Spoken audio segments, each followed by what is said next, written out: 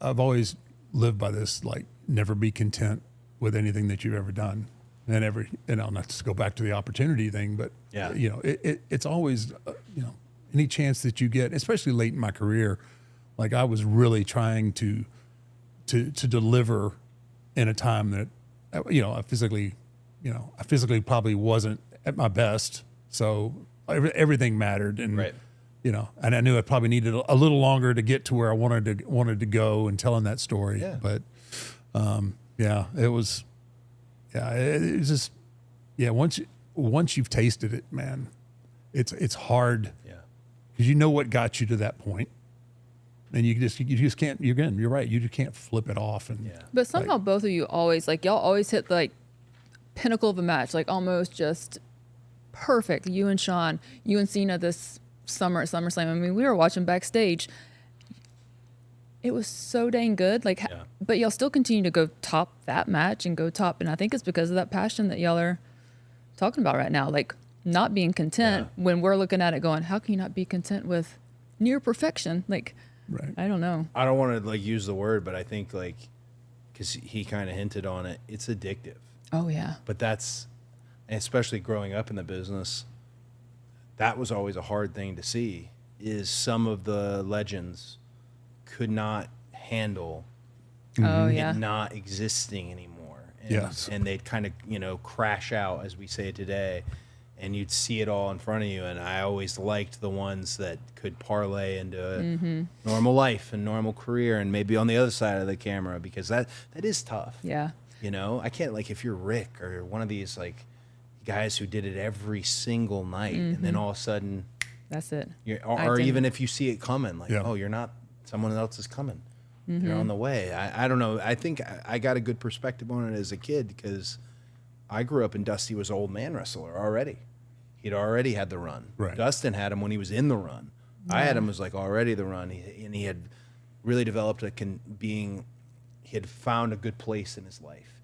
And you see that's I feel like the hardest thing. Yeah. With our guys as they get older, with our girls as they get older, it's like finding a place where you still give, but you're not having to do that every night. Talk about giving. Like, how cool has it been to be a part of, like, Cena's retirement tour? Because, my Yeah. gosh, talk about giving back and just paying respect in every single match has been the coolest thing to watch.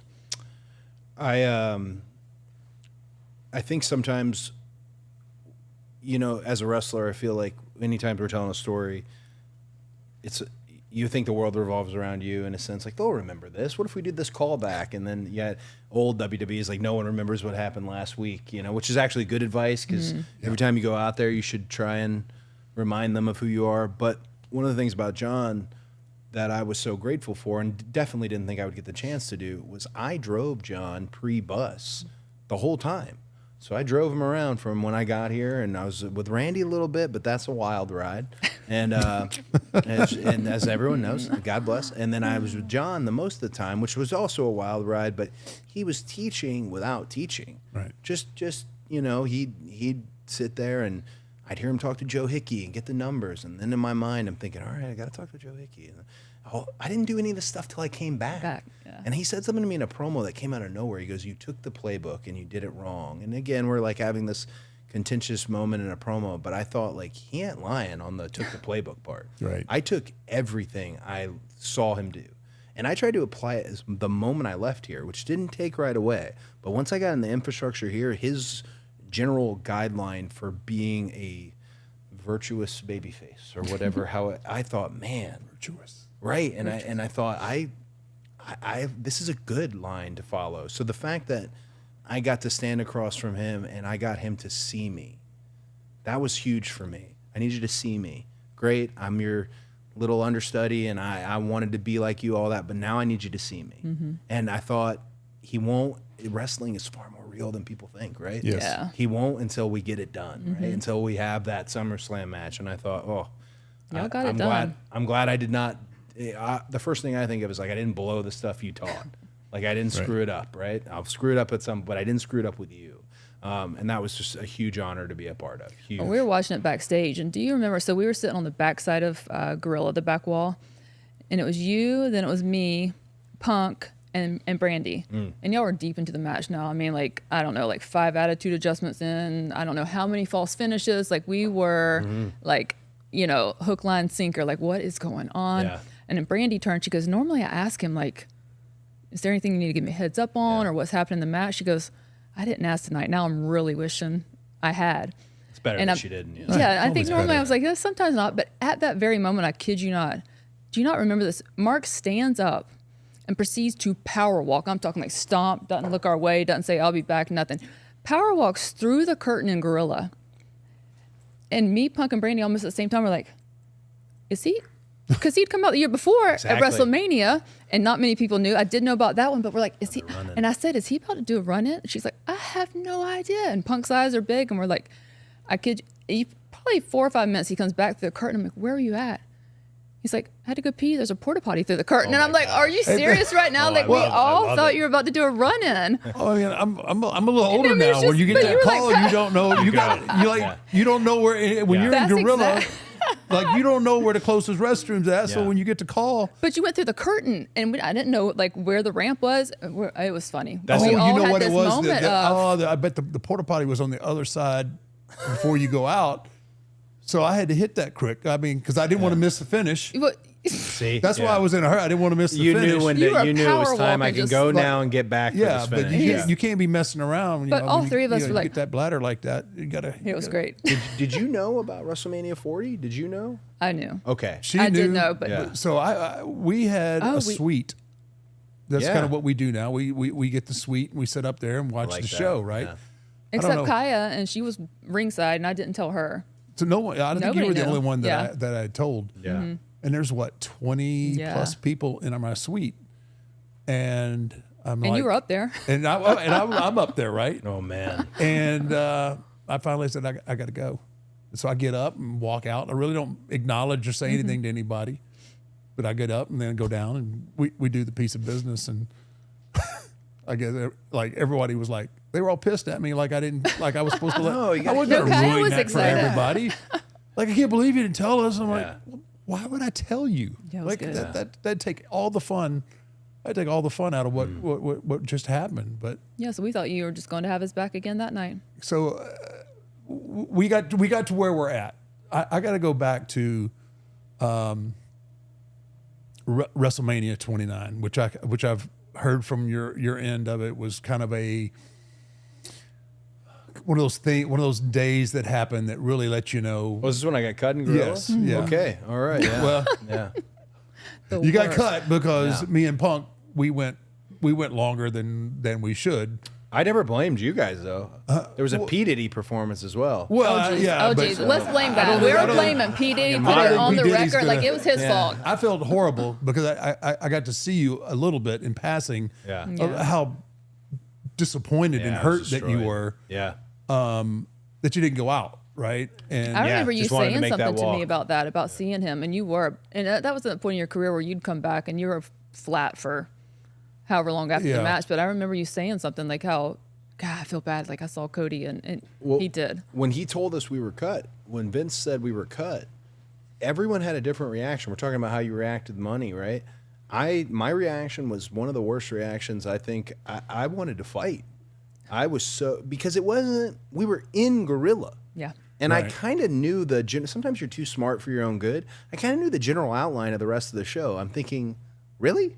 This is a 3-minute match with 90 seconds of walk. And I couldn't get off him. And there was somebody like, all right, we'll do it tomorrow on Raw. And there's like this false positivity. And I thought, well, obviously I can't and won't fight him. I'm just going to go sit under the stage. And that's where, and I was just in full gear sitting under that stage, which is MetLife, by the way. Right. Which is where we're talking about the John Cena match. Yeah. So- oh, wild. Oh, look, Hey, yeah, I think full I circle think moment yeah, right there, I made isn't up Hey, for you know, it. I you're know. like, yeah. I very much needed that though, because again, like that period of time, a couple things. You and Punk had gone longer than whatever. The times were different then. They were very, but also I'm pretty sure Total Divas was filming for the purposes that the match was always going to get cut. And I've asked Nikki Oh, about it, and no I've asked, way. yeah, to this day, like, hey, did you know? Ooh. And they all like no, and I actually believe them in a sense that they didn't. Yeah. But I think no, I think this might have Little always storyline for. Yeah, Wow. exactly. And Ah. and as a wrestler and storyteller, I would have liked to have known. I would have gone Little about this. heads up. Yeah, a whole different way. Ooh. You don't learn this until later and you get more experience, I suppose. But I did learn that a lot of what I was mad about during that period, a lot of it was fixable. I think I needed to fully pull the Band-Aid. I think I needed to, you say burn the boats. I needed to do that to figure out all the things I wasn't doing. Because as time went on and, working on our own alternative promotion and trying things, I realized how like delusional the wrestler can be sometimes. But that doesn't take that sting away. Like when No, you it finally never get will. that little moment, it's like, oh, No, it never will. I mean, even to this Yeah. day, that sets you in a place where you're still thinking about times and you're still thinking, and I guess it's a good thing in that matter. But that was WrestleMania. Yeah, it was tough. So 90, what was it, 94 SummerSlam? It's going to be Undertaker versus Undertaker, right? Oh yeah, Yeah. So I had taken some time off to heal up and do some things, but the whole summer was focused around trying to find the Undertaker. yeah. Leslie Right? Nielsen. Leslie right? Nielsen. Yeah, of and- course. yes. So, he was a riot, by Yeah. the way. He was incredible. So we finally get to DiBiase has the new Undertaker, and we go in, Chicago, go in, and Brett and Owen worked before. In the cage. Yes. Right Okay. before, which was incredible. Yeah. But they were right before us and went over by like 15, 20 minutes. Okay. We had 3 minutes to pay off the whole summer. Yeah. And it was one of those deals. It was just like, And you're locked in. This I'm is locked in. 94 times. Ye- Pay-per-view's cutting off if you guys screw yes, this up. yes, Ooh. yeah. They padded, they would give, I think they had like a 5-minute pad between our go home and going completely black. Yeah. So yeah, we did that whole almost year build up. We paid it off in 3 minutes. It was it's not a good feeling. My point to all that is it's not a good feeling. But man, I just remember the anger and the feel that I had because that was probably. Yeah, I mean, I'd worked with Hogan and I beat Hogan already, but this was like one of the really first huge build-ups in this whole process, and then to get ripped out from underneath. for what you it's worth, we were really happy when we got 3 minutes.